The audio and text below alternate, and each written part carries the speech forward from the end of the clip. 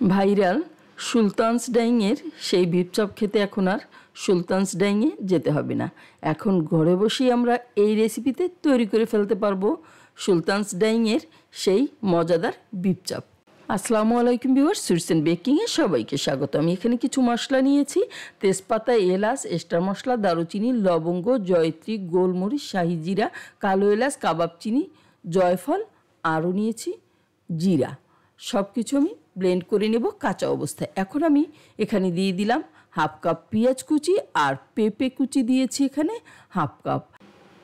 দিয়ে দিলাম সাদা তিল 2 টেবিল চামচ পরিমাণে, কিচমিচ 1 টেবিল চামচ পরিমাণে, দিয়ে দিলাম কাঠবাদাম 1 টেবিল চামচ পরিমাণে, দিয়ে দিলাম আমি ছোটো যে চীনা বাদাম সেগুলিও, আপনারা চাইলে এখানে কাজু বাদাম দিতে পারেন। দিয়ে দিচ্ছি পেঁয়াজ ব্রেস্তা আর টক দই দিয়ে দিলাম 3/1 কাপ পরিমাণে। এখানে লিকুইড তাই আমি 3/1 কাপ পরিমাণে নিয়েছি। আর একটা টমেটো আমি 4 ফালি করে দিয়ে দিয়েছি। সব কিছু আমি সুন্দরভাবে পেস্ট করে নেব। ফিরে আসছি এটা পেস্ট হওয়ার পরে। এই যে দেখুন, আমি এখানে 700 গ্রামের একটা মাংসের পিস নিয়েছি, একদম সলিড একটা মাংস, এতে কিন্তু হাড্ডি বা কোনো চর্বি নেই। এখন আমি এতে দিয়ে দিচ্ছি রসুন বাটা 1 টেবিল চামচ, আদা বাটা 1 টেবিল চামচ, দিয়ে দিলাম যে পেস্ট আমি তৈরি করেছিলাম বাদাম, পেঁপে, পেঁয়াজ দিয়ে, সেটা সম্পূর্ণটুকু, আর দিয়ে দিলাম স্বাদ মতো লবণ, দিয়ে দিচ্ছি হলুদের গুঁড়া 1 চা চামচ পরিমাণে, ধনিয়া গুঁড়া 1.5 চা চামচ পরিমাণে, লাল মরিচের গুঁড়ো 2 চা চামচ পরিমাণে। ঝালটা আপনারা যেমন পছন্দ করেন তেমনি দিয়ে নেবেন। দিয়ে দিচ্ছি জিরা গুঁড়া 1/2 চা চামচ পরিমাণে। জিরা যেহেতু আরও একবার আমি ইউজ করেছি তাই কম দিলাম। দিয়ে দিলাম কাশ্মীরি চিলি পাউডার 1 চা চামচ পরিমাণে, আর 1 ফালি লেবু আমি চিপে দিয়ে দিলাম এর ভিতরে। কাশ্মীরি চিলি পাউডারটা হবে কি সুন্দর একটা কালার চলে আসবে। আমরা এখানে চাইলে রঙও ইউজ করতে পারি, কিন্তু আমি রঙটা এখানে ইউজ করিনি, সেই জন্য কাশ্মীরি চিলি পাউডারটা দিয়ে দিলাম। সব কিছু দিয়ে আমি সুন্দরভাবে এটাকে মিক্স করে নিয়ে নিলাম। এরপর দিয়ে দিচ্ছি কিছুটা সরিষার তেল। সরিষার তেলটা দিয়েও আবার ভালোভাবে আমি মিক্স করে নিব। আর আপনারা চাইলে কাঁটা চামচ দিয়ে মাংসটা একটু ছিদ্র ছিদ্র করেও নিতে পারেন, তাহলে মশলাটা এর ভিতরে ভালোভাবে ঢুকবে। আর এবার দিয়ে দিলাম যে মশলাটা আমি তৈরি করেছিলাম সেটা 2 চা চামচ পরিমাণে, একদম ভরা ভরা দিয়ে ভালোভাবে এই যে আবারও আমি মেখে নিচ্ছি। এরপর 1 ঘন্টা আমি এটাকে রেস্টে রেখে দিব। আপনারা চাইলে এটা ওভারনাইটও এরকমই ফ্রিজে রেস্টে রেখে দিতে পারেন, তাহলে ভালোভাবে অল্প সময় সিদ্ধ হয়ে যাবে যদি ওভারনাইট ফ্রিজে রাখেন।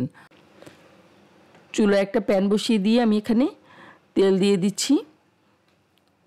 1 কাপের মতো তেল এখানে আমি দিয়ে দিলাম। তারপর মশলাটা ছাড়িয়ে মাংসের পিসটা আমি দিয়ে দিলাম সেই তেলের ভিতরে। এখন সুন্দরভাবে উল্টে পাল্টে আমি একটু সময় কষিয়ে নেব। মিডিয়াম লো হিটে দিয়ে আমি রান্নাটা করে নিব। কিন্তু মাংসের সাইজ অনুযায়ী এটা সিদ্ধ হতে সময় কতটা লাগবে তা বলা যাবে। যদি আপনারা এটা ছোট পিস নেন, অর্থাৎ পাতলা পিস নেন, সেক্ষেত্রে সময়টা কম লাগবে। আর আমার মতো একটু যদি মোটা পিস হয় সেক্ষেত্রে সময়টা কিন্তু একটু বেশি লাগবে।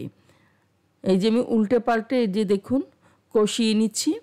এরপরে আমি এর সঙ্গে অ্যাড করে দিব সেই সম্পূর্ণ মশলাটুকু যেটা আমি মাখিয়েছিলাম এর ভিতরে, যে দিয়ে দিলাম। দিয়ে আবারও আমি একটু সময় কষিয়ে নিব সুন্দরভাবে।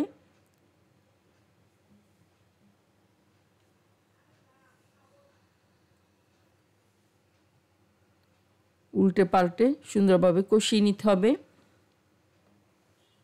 এই যে এখন আমি এতে 1.5 কাপ পরিমাণে পানি দিয়ে দিব। আমি যে মশলার ব্লেন্ডারটা রেখেছিলাম সেটা ধুয়ে এবং বাটিটা ধুয়ে সুন্দর করে এতে আমি 1.5 কাপ পরিমাণে পানি এতে দিয়ে দিব। আপনারা চাইলে কম বেশি দিতে পারেন, মাংসের সাইজ অনুযায়ী পানিটা লাগবে। এই যে দেখুন আমি যে বাটিটা ধুয়ে পানি দিয়ে দিলাম, এখানে আমি 1.5 কাপ দিয়েছি। আমার এটা সিদ্ধ হতে প্রায় 1 ঘন্টা 40 মিনিটের মতো লেগেছে। এখন আমি এটা ভালোভাবে নাড়িয়ে চাড়িয়ে তারপর একটা ঢাকনা দিয়ে ঢেকে দিলাম। আর মিডিয়াম লো হিটে এটা রান্না করতে থাকবো 1 ঘন্টা 40 মিনিট। এর মধ্যে আমি বারবার এটাকে উল্টে পাল্টে দিব, কারণ মশলাটা যেহেতু একটু ঘন, বেশি মশলা, তাই বারবার উল্টে পাল্টে দিতে হবে, না হলে কিন্তু হাঁড়িতে লেগে যেতে পারে, সেক্ষেত্রে খাবারটার স্বাদ নষ্ট হয়ে যাবে। তাই আপনারা চেষ্টা করবেন বারে বারে ঢাকনাটা খুলে এটাকে নাড়িয়ে দিতে। এই যে দেখুন আমি কিন্তু বারবারই উল্টে পাল্টে দিচ্ছি। আর আমি এই মাংসের পিসটাকে একটু কেটে দিয়েছি ভিতর থেকে, কারণ এটা গরম পেয়ে ছোট হয়ে একদম মোটা হয়ে যাচ্ছিল আরও বেশি, তাই কেটে দিয়েছি যাতে সুন্দরভাবে সিদ্ধ হয়ে যায়। আবারও ঢেকে দিলাম, ঢেকে আমি রান্না করব আরও কিছুক্ষণ। এই যে দেখুন 1 ঘন্টা 30 মিনিটের মতো হয়ে গেছে।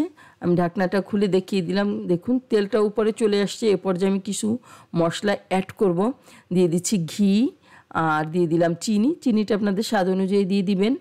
আমি এখানে 2 চা চামচ পরিমাণে দিয়েছি। দিয়ে দিলাম যেই মশলাটা আমি তৈরি করেছিলাম সেটা। এখন দিয়ে দিলাম গুঁড়ো দুধ এখানে। তারপর দিয়ে দিব কিছুটা পেঁয়াজ ব্রেস্তা।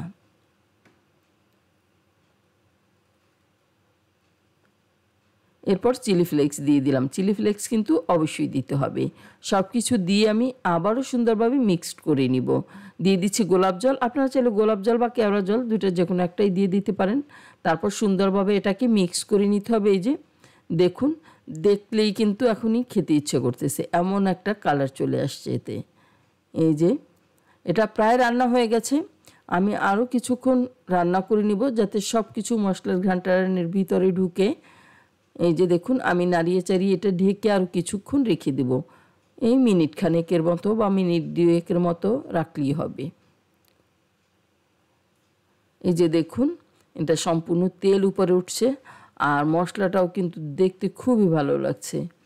তো তৈরি হয়ে গেল সেই ভাইরাল সুলতানস ডাইংয়ের বিফ চাপ। এখন খেয়ে নিলেই হবে। এই যে আমি সাইড থেকে একটু ভালোভাবে এটাকে একটু নেড়ে চেড়ে দিলাম। এরপরে চলে যাব সার্ভিংয়ে। আমি এখানে একটা সার্ভিং ডিশ নিয়েছি, এতে দিয়ে দিলাম বিফ চাপটা। তারপর উপর থেকে একটু তেল মশলা দিয়ে দিচ্ছি। আমি কেটে এটা দেখিয়ে দিব যে এর ভিতরটা কেমন হয়েছে। এটা কিন্তু একদমই সিদ্ধ হয়ে গেছে, একদম সিদ্ধ হয়ে সফট হয়ে গেছে। আমি উপরে কিছুটা চিলি ফ্লেক্স দিয়ে দিচ্ছি। আমি এখানে এটা ঝরঝরে পোলাওয়ের সঙ্গে সার্ভ করে দিয়েছি। আপনারা চাইলে পোলাও কিংবা যে কোনো ধরনের রুটির সঙ্গেও এটা খেতে পারেন, তাও কিন্তু অনেক মজা লাগে। আমি খেয়ে দেখেছি। তো তৈরি হয়ে গেল আমার বিফ চাপ। আমি একটু কেটে দেখিয়ে দিচ্ছি। এটা যেহেতু যথেষ্ট গরম, তাই আমি একটা চাকু দিয়ে এটা কেটে আপনাদেরকে দেখিয়ে দিলাম এর ভিতরটাও। আর আমি একটু ভেঙে দেখিয়ে দিচ্ছি, দেখুন এটা কতটা সফট হয়েছে। এই যে দেখুন, ধরলেই কিন্তু এই খুলে যাচ্ছে। আশা করি আজকের রেসিপিটা আপনাদের কাছে অনেক বেশি ভালো লেগেছে। ভালো লাগলে বেশি বেশি শেয়ার করে দিবেন। সবাই অনেক বেশি ভালো থাকবেন। আল্লাহ হাফেজ।